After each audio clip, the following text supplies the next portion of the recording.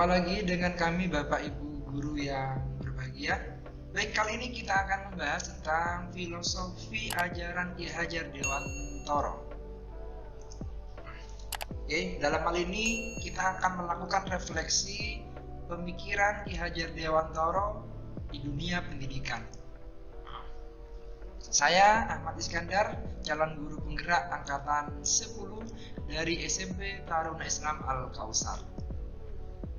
Ki Hajar Dewantara seperti yang kita ketahui salah satu pelopor pendidikan Indonesia pada abad 20. Beliau memperjuangkan hak-hak pendidikan bangsa Indonesia, di mana pada saat itu pendidikan hanya dikhususkan kepada orang-orang yang memiliki jabatan tertentu. Dan harapannya dari mereka melakukan proses pendidikan, mereka ditempatkan di birokrasi-birokrasi tertentu, di bagian pelayanan-pelayanan tertentu, dalam rangka untuk mensukseskan proses kolonialisme di Indonesia. Nah, filosofi Dewantara masih menjadi landasan pendidikan Indonesia yang masih relevan pada saat ini. Mengapa masih relevan?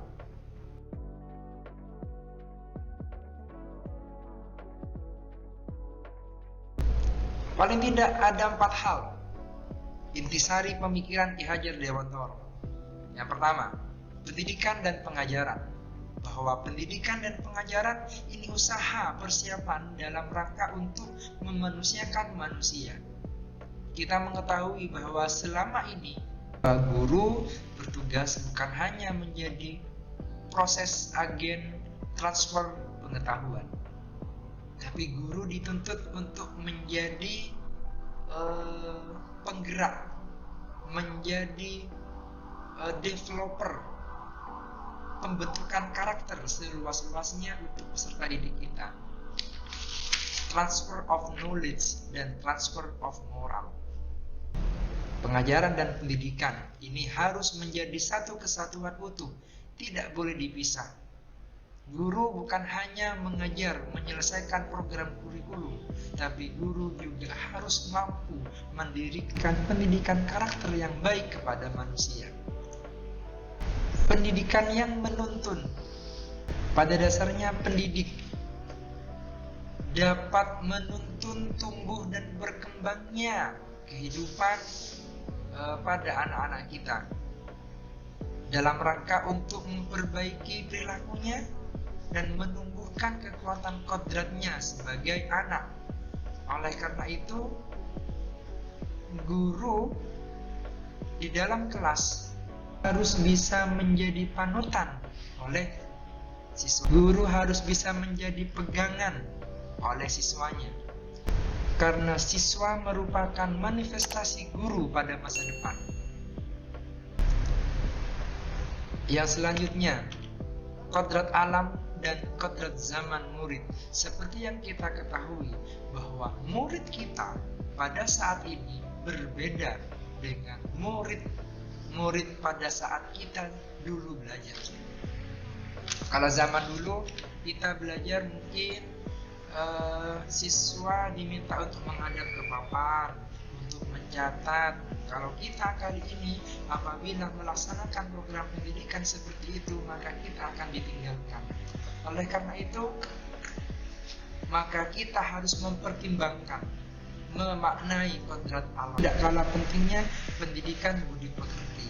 Pendidikan budi pekerti ini merupakan landasan utama pada saat ini. Bagi akses informasi, akses teknologi saat ini itu dibuka seluas-luasnya. Apabila kita tidak memberikan layanan yang baik, tidak menunjukkan contoh yang baik, sehingga mereka tidak bisa membedakan mana yang baik, mana yang tidak. Pada dasarnya pendidikan budi pekerti ini merupakan perpaduan antara proses cipta, karya, karsa, olah rasa, olah kata siswa, sehingga nanti siswa bukan hanya cerdas di kemampuan berpikir, tapi juga siswa memiliki kecerdasan emosional, siswa memiliki kecerdasan etika, sehingga dia mampu menjadi pribadi siswa yang seutuhnya. Ini yang kita maksud dengan pendidikan nasional kodrat zaman. Kalau dulu pendidikan itu tidak terorganisir, cenderung hanya untuk golongan tertentu, berbeda dengan sekarang. Pendidikan saat ini memperjuangkan pendidikan yang berbasis pada nilai-nilai lokal, budaya di sekitar kita. Zamannya kita sekarang ini, zamannya anak-anak kita sekarang ini, itu zaman gadget, zaman data. Mereka lebih suka terhadap tantangan-tantangan. Bayangkan, bila mereka main game antara 1-2 jam sampai lebih dari 3 jam, mereka kuat main HP. Siswa akan tertarik belajar. Karena zamannya sudah seperti itu. Apabila siswa kita ingin belajar secara online, maka kita sebagai guru juga harus mampu memberikan layanan secara online seperti itu. Banyak aplikasi-aplikasi yang bisa kita manfaatkan untuk proses pendidikan, proses pembelajaran. Contoh itu ada Quizzes kalau soal-soal, itu juga ada live worksheet, ada juga soal Kuiper, ada Kahoot dan lain sebagainya. Itu bisa kita manfaatkan. Pendidikan sesuai dengan kodrat alam. Pendidikan harus berwawasan alam, menyesuaikan dengan keadaan dan keberagaman alam. Siswa kita yang berasal dari daerah pesisir, sedangkan kita berasal dari daerah kawasan kota, ini akan berbeda proses pembelajarannya. Kita perlu memanfaatkan kearifan lokal yang ada di sekitar sekolah.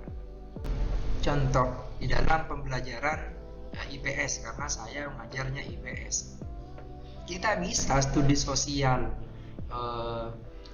bagaimana kehidupan warga nelayan dibandingkan kehidupan warga atau masyarakat yang berada di daerah pertanian. Nah, inilah yang nantinya menjadi hal yang menarik bagi siswa kita dalam rangka untuk belajar.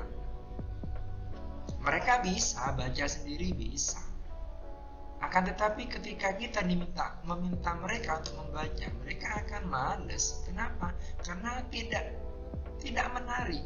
Nah, supaya menarik, kita harus mendekatkan pengalaman kehidupan siswa dengan konten materi yang akan kita sajikan kepada siswa.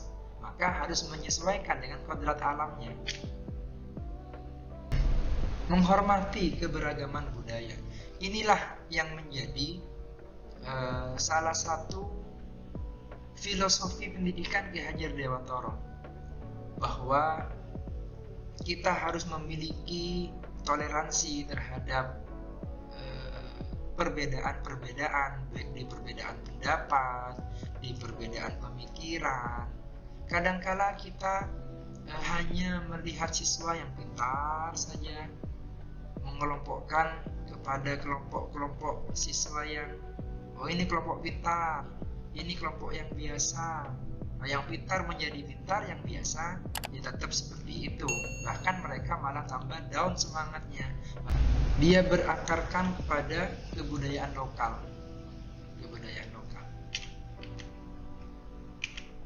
Apa kontribusinya Ki Hajar Dewantara? Ya, beliau sebagai pendiri Taman Siswa, lembaga pendidikan yang membuka akses pendidikan seluas-luasnya tanpa memperhatikan status sosial. Latar belakang pendidikan beliau ini berasal dari luar negeri, yang beliau kombinasikan dengan kearifan lokal yang ada di Indonesia. Relevansinya apa pemikiran Dewantara dengan tantangan pada saat ini? Globalisasi. Kita sekarang menghadapi tantangan globalisasi. Siswa kita lebih suka menggunakan gadget dalam belajar. Siswa kita lebih suka memanfaatkan teknologi di dalam belajar. Oleh karena itu kita harus mencari ide-ide yang bagus, ide-ide yang cantik sekiranya siswa bisa belajar dengan caranya sendiri. Kenapa? Karena ini sudah eranya, era teknologi.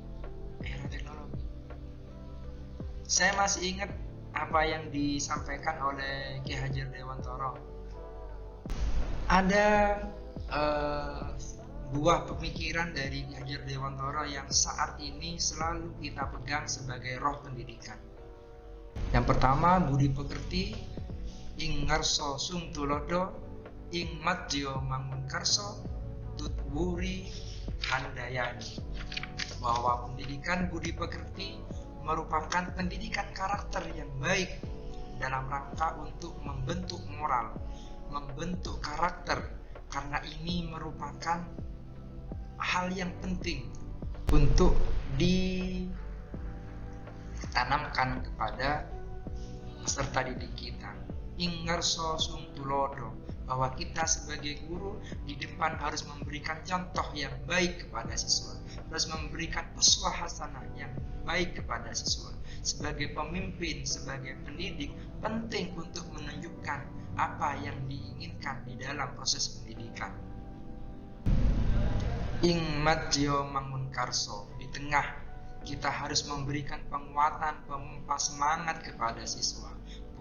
Bukan lagi kita harus menyelesaikan tuntutan kurikulum, bukan, akan tetapi kita juga harus memberikan penguatan semangat yang baik kepada mereka, terutama dalam upaya untuk mencapai tujuan bersama, yakni memanusiakan manusia. Dan yang terakhir, tutwuri handayani, di belakang kita harus mampu memberikan bimbingan, kita harus menunjukkan pentingnya memberikan arahan, memberikan tuntunan kepada siswa. Mereka sebenarnya itu tahu, akan tetapi masih belum bisa mempraktikkan mana yang baik, mana yang tidak. Mereka sebenarnya bisa, akan tetapi mereka butuh tuntunan, butuh bimbingan.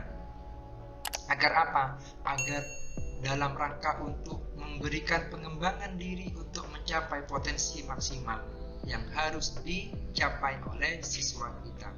Pada intinya, pendidikan nasional Indonesia harus didasarkan pada karakter yang baik, karakter yang luhur, memberikan semangat dan dukungan kepada siswa, serta memberikan bimbingan kepada mereka dalam rangka belajar sehingga mereka dapat berkembang secara optimal, sehingga dapat menjadi pribadi yang baik, manusia yang baik, dan manusia yang memiliki karakter keindonesiaan. Demikian dari saya, kurang lebihnya mohon maaf. Assalamualaikum warahmatullahi wabarakatuh.